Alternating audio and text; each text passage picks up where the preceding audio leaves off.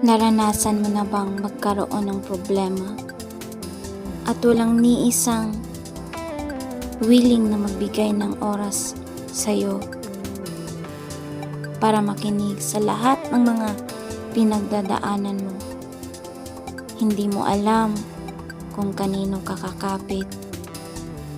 Hindi mo alam kung andyan pa ba ang Diyos. Pero di bali na.